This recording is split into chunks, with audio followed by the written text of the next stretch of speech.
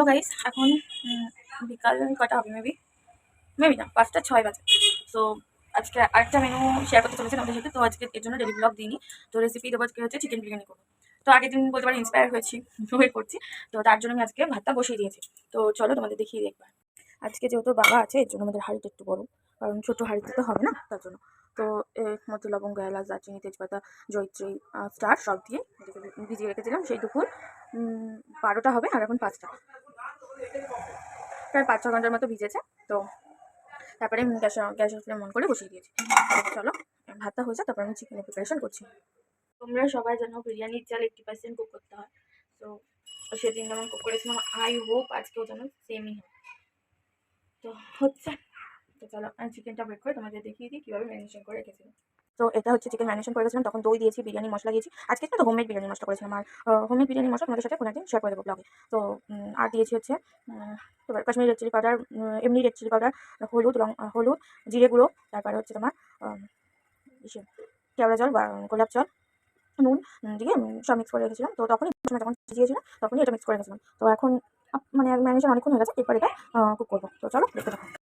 কড়াইতে তেল দিয়ে দিয়েছি, এবার দেবো পেঁয়াজ বেরেস্তা ভাজার জন্য।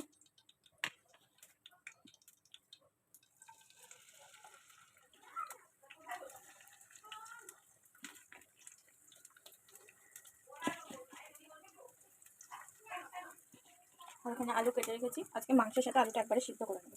আর এখানে চাপড়াটা তুলে ভিজিয়ে রেখেছি।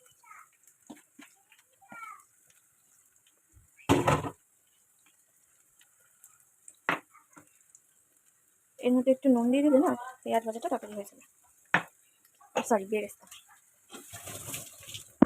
যখন বেরেস্তাটা রেডি হচ্ছে না ততক্ষণ আমরা এই জাফরান আর দুধের মিক্সারটা রেডি করে নিই। তো এর মধ্যে আমি দিয়ে দিচ্ছি মিঠা আতর, বেশি করে গেল আচ্ছা, হয়ে গেছে 3 ফোঁটা মেবি হয়েছে এরকম। তার সাথে দেবো গোলাপ জল আর দেবো কেওড়া জল। তো এটা মিক্স করে নিই। এটা মনে হচ্ছে একটু এক্সেস হয়ে গেছে, তাই আমি এটা একটু ফেলে দিচ্ছি।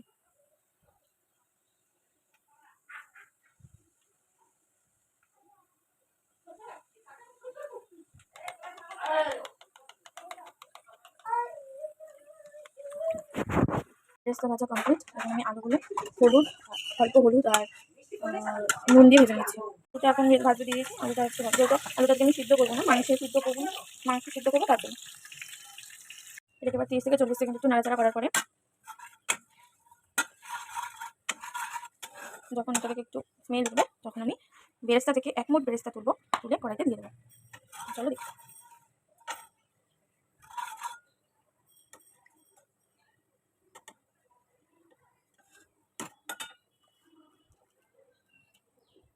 এক মুঠ বেরেস্তা তুলে দিয়ে দিলাম, আর এই বেরেস্তাটা আমাদের পরে দিতে হবে। তো এরপরে আমরা এর মধ্যে ম্যারিনেশন করা চিকেনটা দিয়ে দেবো।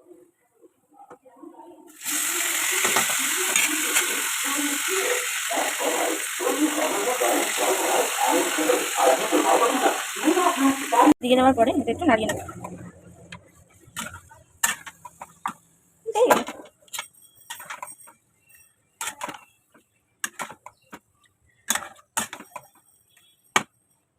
এর মধ্যে এবার কাশ্মীরি রেড চিলি পাউডারটা অ্যাড করছি।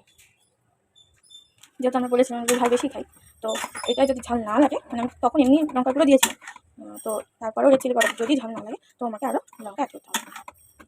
তো চলো এটা নাড়িয়ে নিই।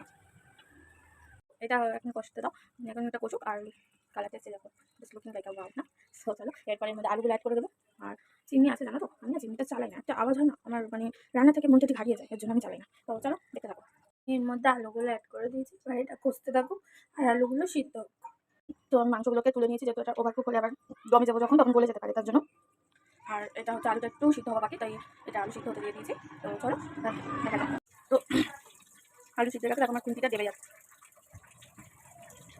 তো এটা নামিয়ে দেবে। এবার হাঁড়িতে বিরিয়ানিটা রেডি করতে থাকবে। তো চলো দেখে দেখো।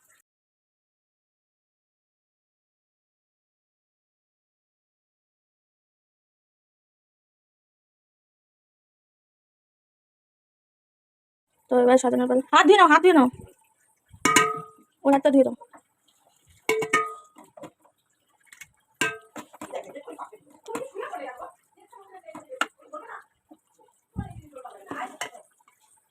এবার আমি এটাকে সাজিয়ে নিই, তারপর তোমাদের সাথে শেয়ার করছি।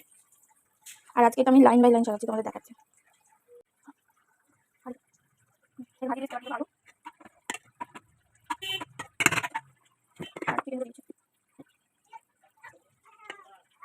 এবার ভাজিয়ে আবার চিকেন দিয়েছি। তারপর একটু ভালো করে আমি চলেছি।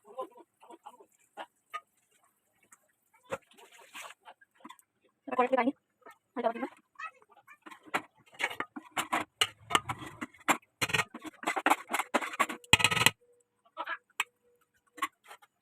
এবার এই দুটোর মধ্যে বলেছিলাম কিছু যাতে আমি ক্যামেরা বাটার সাথে এটা একটু দিয়েছি।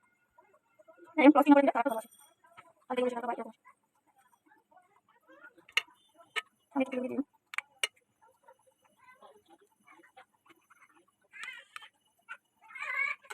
এবার এটা দিব। আর তখন যখন চিকেন মশলা রেডি করেছিলাম, তো আমি এটা হেল্প করে দিলাম। তাহলে এটা নামিয়ে তো এটা মশলা মতো করে দিই। এই যেমন আর মোস্ট ইম্পর্টেন্ট ঘি, যেটা আমি লেয়ারে দিই না, কারণ বেশি এক্সিক হয়ে যায়, তো তার জন্য লাস্টে একটু হালকা দিই। তো চলো এবার এটা দামে দিয়ে মশলা দিয়েছি, স্টিম করে 2-3 মিনিট দেয়। তো চলো, তো তখন করার পরে এই যে ঢালার পরে এই কালার এসছে। একটু মুখটা দেখো, ভালো হয়েছে? অনেস্টলি বলো। ঠিক আছে, তো চলো খেয়ে নিই।